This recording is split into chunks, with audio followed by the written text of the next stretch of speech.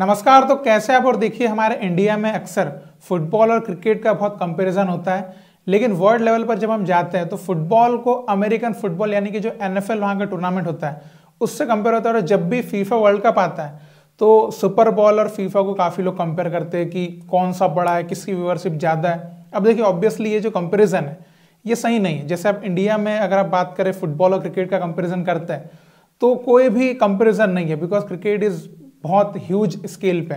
और same time पे हम जब वर्ल्ड लेवल पे फुटबॉल और एनएफएल यानी कि अमेरिकन फुटबॉल की बात करते हैं तो व्यूअरशिप की बात करें तो कोई कंपैरिजन नहीं, मतलब कि ह्यूज डिफरेंस आ जाता है। बिकॉज हम फीफा वर्ल्ड कप की बात करें तो वो ग्लोबल एक टूर्नामेंट है जिसमें सारी टीम्स, पूरे वर्ल्ड की टीम्स पार्टिसिपेट करती है। और वहीं पर एनएफएल की या फिर सुपर बॉल की बात करें तो उसमें केवल अमेरिका की टीम्स पार्टिसिपेट करती है। लेकिन हाँ, कंपैरिजन क्यों होता है उसके पीछे एक बड़ा रीजन है जो मैं आगे आपको बताने वाला हूं। क्योंकि क्वेश्चन उठता है कि ज्यादा वैल्यू किसकी है, तो इसमें जो स्टैटिस्टिक्स कहते हैं उसको जान के आप हैरान होने वाले हैं, आप यकीन नहीं करेंगे।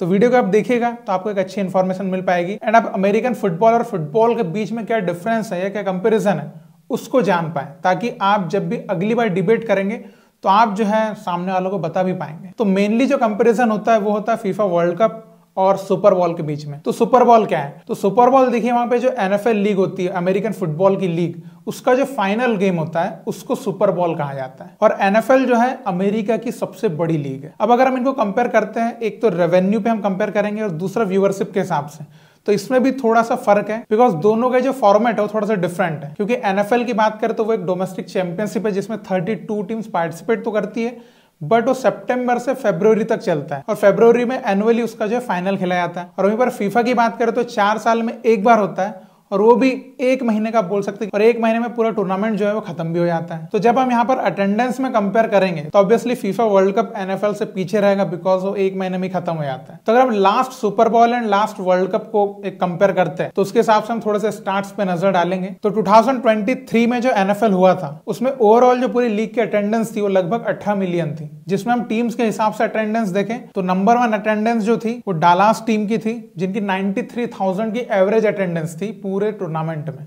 और जो सबसे लास्ट था अटेंडेंस में 32 नंबर पे शिकागो, उनकी 61,000 एवरेज अटेंडेंस थी पूरे टूर्नामेंट में। तो देखिए, अमेरिकन फुटबॉल जो है यूएसए में सबसे पॉपुलर स्पोर्ट है, तो अटेंडेंस उनके हर मैचेस में बहुत अच्छी होती है। और वहीं पर लास्ट कतर वर्ल्ड कप की बात की जाए तो जो टोटल अटेंडेंस थी पूरे वर्ल्ड कप की वो थी 3.4 मिलियन। तो 1 महीने के टूर्नामेंट के हिसाब से काफी अच्छी अटेंडेंस है, क्योंकि एनएफएल तो भाई एक लॉन्ग फॉर्मेट टूर्नामेंट है। अब दोनों ही टूर्नामेंट्स के फाइनल मैच की बात करते हैं तो इसमें जो व्यूअरशिप है, मैं टोटल व्यूअरशिप करूंगा जितनी भी ग्लोबल व्यूअरशिप है, तो इसमें जो है काफी बड़ा डिफरेंस आएगा। बिकॉज आपको पता है फीफा वर्ल्ड कप जो है पूरी कंट्रीज के फैंस देखते हैं, जबकि अमेरिकन फुटबॉल के फैंस हर जगह नहीं है भी तो बहुत लिमिटेड है। तो देखिए, जो सुपर बॉल फाइनल था उसको 123 मिलियन लोगों ने देखा था। और वहीं पर अगर फीफा वर्ल्ड कप का फाइनल जो अर्जेंटीना जिसमें जीती थी उसको 1.5 बिलियन जो है व्यूअर्स ने देखा था। और फीफा ये कहता है कि जो लास्ट वर्ल्ड कप हुआ था इसमें 5 बिलियन पीपल इंगेज हुए थे।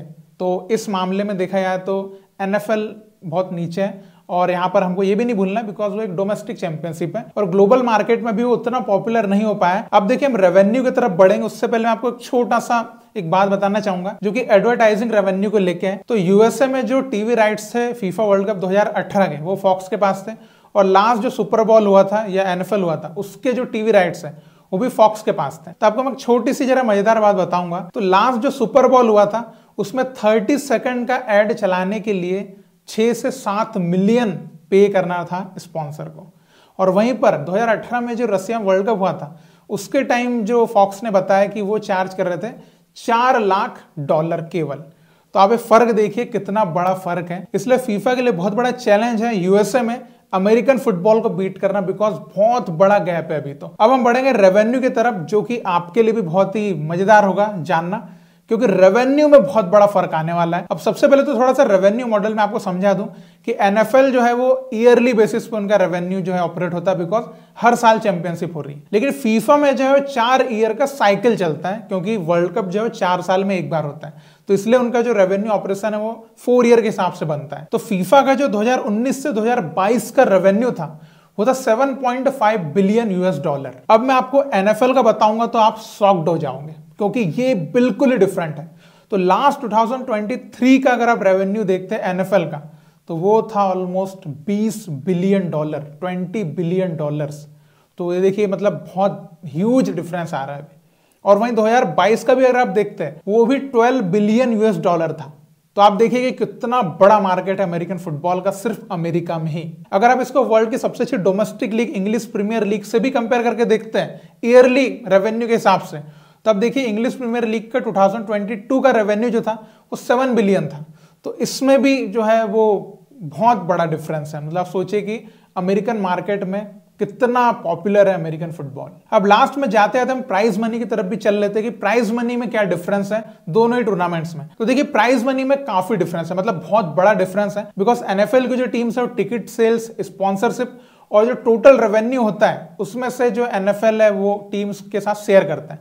तो इस तरीके से रेवेन्यू बनाते हैं। एनएफएल का प्राइज मनी बोलेंगे तो बहुत ही लो है compare to FIFA World Cup, क्योंकि अगर आप बात करें फीफा वर्ल्ड कप की तो जो विनर है वो 42 मिलियन अपने घर लेके जाता है, जो रनर अप है वो भी $30 मिलियन अपने घर लेके जाता है, और इवन जो टीम ग्रुप स्टेज में भी आ रही है वो भी 9 मिलियन अपने घर लेके जा रही है। वहीं पर अगर आप एनएफएल या सुपर बॉल से कंपेयर करते हैं तो सुपर बॉल जो चैंपियन होता है उसको $1,64,000 मिलते हैं, और वहीं पर रनर अप को $89,000 मिलते हैं, जो प्राइज मनी के हिसाब से देखा जाए तो बहुत कम है। और डिविजनल राउंड में जो टीम्स आती है उनको $50,500 मिलते हैं। तो दोनों का कंपैरिजन बहुत ही डिफरेंट है, क्योंकि अगर आप अलग अलग चीजें देखेंगे तो अलग अलग आंकड़े हैं दोनों के। कहीं पर एनएफएल बहुत अच्छा है, कहीं पर फीफा वर्ल्ड कप बहुत अच्छा है। अगर आप रीच की बात करेंगे, व्यूअरशिप की बात करेंगे तो obviously American football FIFA World cup को बीट नहीं कर सकता, बिकॉज ग्लोबली जो है फीफा वर्ल्ड कप देखा जाता है। बट अगर आप रेवेन्यू की बात करते हैं तो फीफा वर्ल्ड कप से बहुत अच्छा रेवेन्यू एनएफएल यानी कि सुपर बॉल जनरेट कर पाता है। तो आई होप कि आपको जो डाउट्स है वो क्लियर हुए होंगे एंड आपको एक अच्छी इंफॉर्मेशन मिल पाई होगी। तो आपके जो भी थॉट्स है इस बारे में आप जरूर कमेंट में लिख के बताइएगा।